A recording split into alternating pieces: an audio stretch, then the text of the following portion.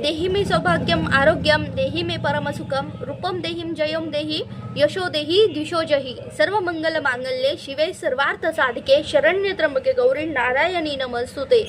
11 दिवसाच्या नवरात्रामध्ये नेमकं उपवास कधी सोडवायचा आहे?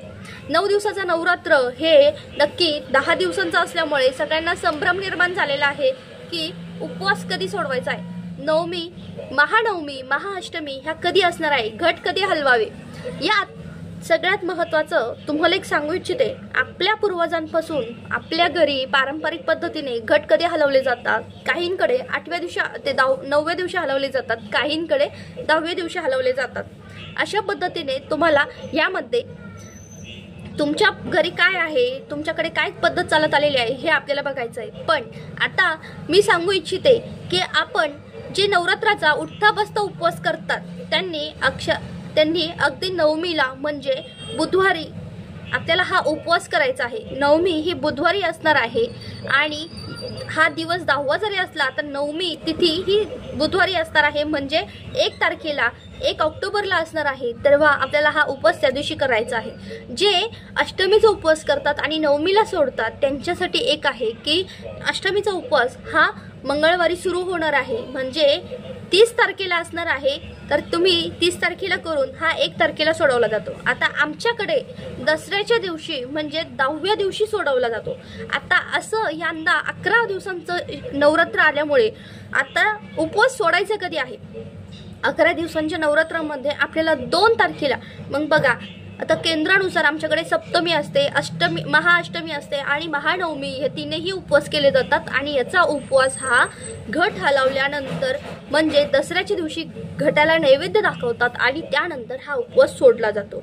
अशी आमच्याकडे पद्धत आहे आणि बऱ्याच केंद्रामध्ये असंही करतात। आता प्रत्येक गावामध्ये प्रत्येक समाजामध्ये वेगवेगळी पद्धत असते, तसंच तुम्ही करा। कोण सांगते काय करताय अगदी मी जरी सांगितलं तरीही तुम्ही असं तुमच्याकडे जशी पद्धत असेल तसंच करा। आता कुळाचार करताना आपल्याला काय करायचं आहे? ज्या अष्टमीला कुळाचार करतात बघा, महाअष्टमी म्हटलं की कन्यापूजन आलं।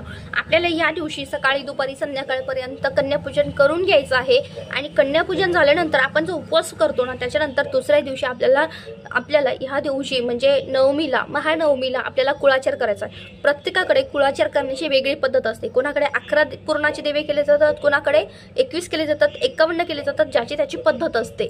आता आम्ही 11 किंवा 21 यापैकी करीत असतो।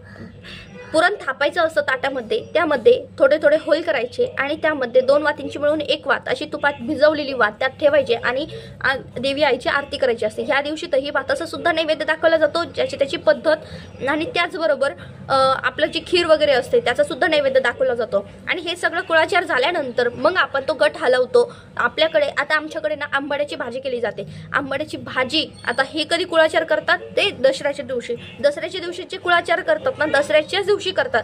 भलेही नवरात्र तुमचं 10 दिवसांचं असू द्या, पण कुळाचार हा म्हणजे दसऱ्याच्याच दिवशी केला जातो, कारण की त्याचं एक वेगळं महत्त्व आहे। दसरा हा दशमी म्हणून ओळखला जातो, त्याची विजयादशमी।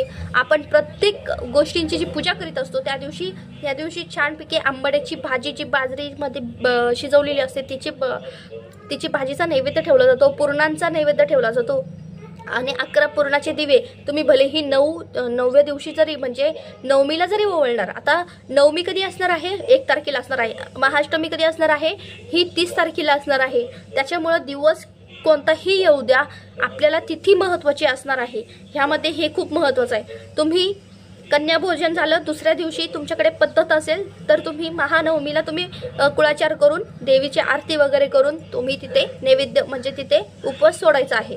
तुमच्याकडे 10व्या दिवशी म्हणजे आता 10वा दिवस जरी महानवमीला येत असला तरीही आपल्याला नवमीचा उपवास हा दशमीला म्हणजे 10वा दिवस म्हणजे दसऱ्याच्या दिवशी सोडायचा आहे। 11व्या दिवस जरी येत असला तरीही आपल्याला तो नवमीचा उपवास हा बुधवारी नाही तर गुरुवारी सोडायचा आहे, हे लक्षात घ्या। या दिवशी 3ही दिवस, या दिवशी तीत घटलेली नाही तर तीत वाढलेली आहे, म्हणून एक दिवस पुढे पुढे वाढलेला आहे। आपल्याकडे काहीही बदलणार नाही, फक्त हे आहे तसंच करणार आहोत। आता ज्यांच्याकडे जशी पद्धत आहे त्यांनी तसं करावं। आता सगळ्यात महत्त्वाचं म्हणजे जे तुम्ही दसऱ्याच्या दिवशी आपण ज्या विविध आपल्या घरातल्या जी म्हणजे वाहनं असतात, ज्या आपण वस्तू असते, जे लक्ष्मी स्वरूप असतात, त्यांची पूजा केली जाते, मशनींची पूजा केली जाते. त्याच्यामुळे हा दिवस आमच्याकडे खूप महत्त्वाचा असतो. ह्या दिवशी आंबाड्याची भाजी केली जाते, पुरणांचा नैवेद्य केला जातो. पुरणाचा म्हणजे आपण पुरणपोळी केली जाते आणि ह्या सगळ्यांची घट हलवण्याची एक वेगळी पद्धत असते. प्रत्येकाकडे वेगवेगळी पद्धत असते. तसंच तुम्हाला करायचं आहे. आता कोणी कोणी घटामध्ये थोडंसं दूध टाकतं मग हलवतात, कोणी कोणी खिरेचा नैवेद्य दाखवतं किंवा दही भाताचा नैवेद्य दाखवून मग हलवला जातो. आपण जेव्हा नैवेद्य दाखवू ना तेव्हा आपल्याला हात जोडून प्रार्थना करायची आहे की माझ्याकडून नवरात्रामध्ये जी काही तुझ्याकडून सेवा झाली ती मान्य कर. जे काही चुकलं वगैरे आपण म्हणतो ना की ते मला क्षमा कर, माझ्याकडून काही तुझी सेवा अपूर्ण राहिली असेल ती माझ्याकडून मला माफ कर. पण तुझी कृपा आमच्या घरावर, आमच्या सर्वांवर अखंड राहू दे. वर्षभर तुझ्या कृपेने आमच्या घरात भरभराट होऊ दे, सुख शांती नांदू दे, आरोग्य लाभू दे, भरभराट होऊ दे. तुमच्या व्यवसायात, तुमच्या नोकरीमध्ये, तुमच्या परिस्थितीमध्ये भरभराट होऊ दे. तुमच्या मुलाबाळांचं शिक्षण चांगलं होऊ दे. विवाह असेल तर विवाह होऊ दे असंही तुम्हाला म्हणायचं आहे. आणि आई भगवतीला, आपल्या आईसाहेबांना प्रार्थना करायची आहे. हे म्हणून आपल्याला घट हलवायचं आहे. आता घट कोण हलवू शकतं? गरोदर महिला असेल तर फक्त त्या आपल्याकडे गरोदर महिला ह्या दुसऱ्यांकडून हलवून घ्यावी. पण त्याच पद्धतीने विधवा जरी असल्या तरी त्या घट हलवू शकतात. पुरुष मंडळी सुद्धा घट हलवले जातात, त्यांनी सुद्धा हलवतात. अजून जे कोणी असेल फक्त सुतक विटाळ यामध्ये खूप म्हणजे आपल्याला काटेकोरपणे पालन करायचं आहे ह्यामध्ये घट हलवताना. दुसरं, आता जर सुतक विटाळ असेल तर तुम्ही तिसऱ्या कोणातरी व्यक्तीकडून म्हणजे बाहेरच्या व्यक्तीकडून तुम्हाला घट हलवून घ्यायचं आहे. आता यामध्ये दुसरं कोणी असेल, सपोज घट हलवल्यानंतर आता मी घट हलवू शकते का? तर हो. तर आपण जेव्हा घट हलवू ना तेव्हा आईसाहेबांचा 3 वेळेस जय जयकार करायचा आहे. श्री महालक्ष्मी महासरस्वती राजराजेश्वरी, श्री महालक्ष्मी महासरस्वती श्री महाकाली महालक्ष्मी महासरस्वती राजराजेश्वरी आई साहेब, श्री अंबा माता की जय, श्री अंबा माता की जय, श्री अंबा माता की जय असा जय जयकार करून झाल्यानंतर आपल्याला तो घट उत्तरेकडे हलवायचा आहे. याचं एक महत्त्वाचं कारण म्हणजे नीट लक्ष देऊन ऐका, हा घट आपल्याला उत्तरेकडे हलवायचा आहे. कारण हा घट आपण जेव्हा उत्तरेकडे हलवतो ना तेव्हा आपल्या घरातली उत्तरोत्तर प्रगती होत जाते आणि आपल्या घरात ज्या काही समस्या असतात त्या सगळ्यात दूर होत जातात. यासाठी आपल्याला घट हा 100% उत्तरेकडे हलवायचा आहे. उत्तर दिशेकडे हलवला तर आपली उत्तरोत्तर प्रगती होत जाते. यामध्ये आपल्याला घट हलवण्यापूर्वी आरती करायची आहे. आरती करून झाल्यानंतर मग आपल्याला घट हलवायचा आहे. त्यानंतर तुम्ही उपवास सोडू शकतात. या दिवशी अष्टमीला, नवमीला कडकण्या बांधण्याची पद्धत आहे. आमच्याकडे आहे, तुमच्याकडे आहे का? तुम्ही बघा, आमच्याकडे आहे. आमच्याकडे 5-5चा एक गठ्ठा तयार केला जातो. असं 25 कडकण्या बांधल्या जातात शेवटच्या माळेला. अशी पण पद्धत आहे आमच्याकडे. आता ह्यामध्ये घट जो आपण हलवतो त्यावरती जे नारळ असतो ते नारळ, आता नारळावर बघा आपली तिथे 9 दिवसामध्ये, यंदाचं नवरात्र 11 दिवसांचं आहे म्हणून आपल्याला भरपूर काही सेवा करायला मिळालेली आहे. पण यंदाचं नवरात्र जेवढे जास्ती दिवस आहे तेवढी जास्त सेवा त्याच्यावर सेवा झालेली असते. त्याच्यामुळे ते नारळामध्ये एक मंत्रस्तोत्र, एक जागरूक शक्ती तयार झालेली असते. बऱ्याच जणांचं असं म्हणणं असतं की हे नारळ आहे ना आपण फोडून खायचं का? कारण की त्यांना असं वाटतं हे नारळ फोडून कसं खायचं, त्याच्यावर सेवा झालेली आहे. कोणी कोणी म्हणतं हे आपण पाण्यात विसर्जित कसं करायचं, कारण की त्याच्यावर सेवा झालेली असते. प्रत्येकाकडे वेगवेगळा समज असतो, प्रत्येकाची वेगळी पद्धत असते. आपल्याला तसंच करायचं आहे. आता हे पाण्यात विसर्जित करायचं का याच्याबद्दल एक तुम्हाला सांगायचं आहे. आपण जेवढी सेवा करतो ना ती आपल्या आई भगवतीपर्यंत गेलेली असते आणि आपण असं म्हणतो ना की हे नारळ असं करायचं काय, आपण ह्याचं काय करावं, ते घरात बांधून ठेवलं तर चालेल का, घरात बांधून ठेवावं लागतं का? खूप वेगवेगळे प्रश्न असतात, खूप वेगवेगळी पद्धत असते. यामध्ये एकच असतं, आपल्याकडून आपल्या आईसाहेबांची, आपल्या कुलदेवीची सेवा झालेली असते. त्याच्यामुळे हे नारळ आपल्याला घरातच फोडून खायचं आहे. घरात सर्वांनी मिळून त्याचा प्रसाद खायचा आहे. हे नारळ पाण्यात विसर्जित करू नका किंवा नरमाल्यात टाकून देऊ नका. हे नारळ एक दैवी शक्तीचं आहे, जेणेकरून आपल्या कुलदेवीचा आपल्यावर वास असावा, तिचा आशीर्वाद आपल्या पाठीशी आहे. म्हणून हे नारळ खूप प्रभावी आणि खूप चांगलं असणार आहे. म्हणून हे नारळ सगळ्यांनी फोडून खायचं आहे.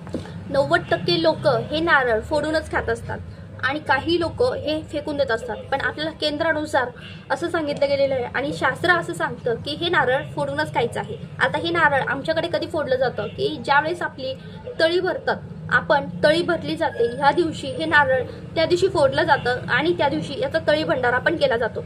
त्यामध्ये आलेलं जे धन आहे ते धनाचं काय करायचं, ते धन त्याचं एक वेगळं महत्व म्हणजे ते आपल्याला तळीमध्ये वापरण्यात येतं। त्याच्यासाठी ते धन लगेच विसर्जित करायचा प्रयत्न करू नका, निर्माल्यात टाकण्याचा किंवा पाण्यात प्रवाहित करण्याचा प्रयत्न करू नका। ते तसंच दसऱ्याच्या दिवशी आपल्याला संपूर्ण हे झाल्यानंतर दसऱ्याच्या दुसऱ्या दिवशी मग आपल्याला हे धन विसर्जित करायचं असतं। आता काही ठिकाणी हे धन आपल्याकडे, आता आमच्याकडे काय पद्धत आहे की हे धन आहे ना शेतकरी त्यांच्या शेतामध्ये पुरवत असतात। त्याच्यामुळे हे जे दसऱ्याचं जे सोनं असतं त्याबरोबर हे धन असतं हे सगळं दसऱ्याच्या दिवशी किंवा त्याच्या दसऱ्याच्या दुसऱ्या दिवशी हे पुरलं जातं। कारण की शेतकऱ्यांचं असं म्हणणं असतं हे धन जसं जेवढं वाढतं ना तसंच आमची शेती, आमचं पीक सुद्धा तेवढं वाढावं, त्याचं भरघोस उत्पन्न मिळावं आणि ह्या पृथ्वी तलावरचे काही जीव आहेत त्यांना पोट भरून मिळावं, म्हणून तर शेतकरी समाजामध्ये हे खूप महत्त्वाचं समजलं जातं। आता ह्यामध्ये दुसरा अजून एक काय आहे की तुम्ही त्यामध्ये ते घट असतो, त्यात पाणी असतं, ते घटाचं काय करायचं, ते घट काय करायचं, त्यामधलं जे पाणी आहे ते तुळस सोडून दुसऱ्या झाडाला टाकू शकतात। त्यातला 1 रुपया आणि सुपारी आहे तो मी दुसऱ्या कुठल्याही पूजेला वापरायचं आहे। दुसऱ्या आपण पूजा चालूच असते तेव्हा कलशामध्ये पुन्हा आपण ते वापरू शकतात, त्यात काही हरकत नाही। त्यामध्ये तुम्ही ते पाणी भरून दुसरं एखादं रोपटं लावून ते सुद्धा तुम्ही करू शकतात।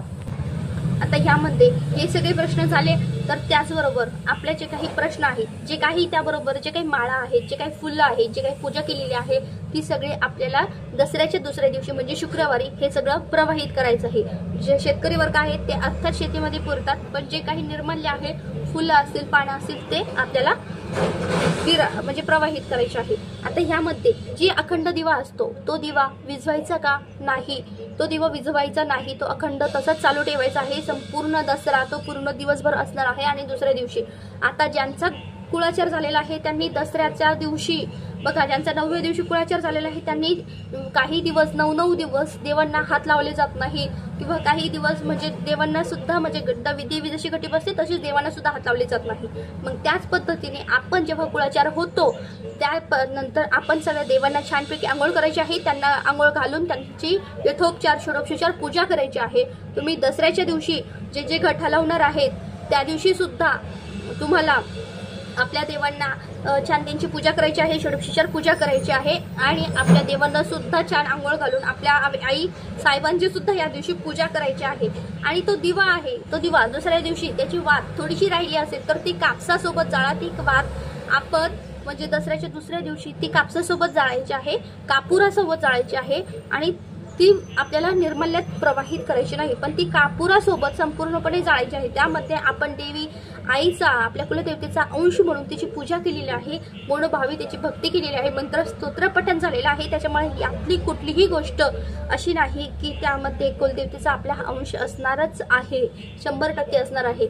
आता अगोदर हवन करायचं आहे, त्यानंतर कन्या भोजन असणार आहे आणि त्यानंतर आपल्या देवी आईची ओटी भरायची आहे। अशा पद्धतीने सिक्वेन्स करायचा आहे। ज्यांना जसं जमल तसं त्यांनी करावं, मनात काही आणू नये, फक्त श्रद्धा असावी, भक्ती असावी। कुलदेवीची सेवा आहे, आपण 10 दिवस देवांना हात लावलं नाही म्हणून त्यांना आता कमीत कमी दसऱ्याच्या दिवशी तरी छान आंघोळ घालायची आहे, छान त्यांचा कुलाचार करायचा म्हणजे त्यांचे मान सन्मान आपण देवांना आंघोळ घालून त्यांचे यथोपचार पूजा पंचोपचार पूजा करायची आहे। आता दसऱ्याच्या दिवशी अर्थात पुरणपोळीचा नैवेद्य केला जातो, त्या दिवशी त्यांना सुद्धा पुरणपोळीचा नैवेद्य हा ठेवला जातो, त्यांना सुद्धा ते धन अर्पण केलं जातं, त्या दिवशी त्यांना सुद्धा ते सोनं अर्पण करायचंच असतं। तेव्हा आजच्या पुरतं इतकं झालेली सेवा स्वामी महाराजांच्या आणि आई साहेबांच्या चरणी रुजू करते। व्हिडिओ इथेच थांबवते। व्हिडिओ आवडला असेल तर लाईक शेअर सबस्क्राईब करा। श्री स्वामी समर्थ।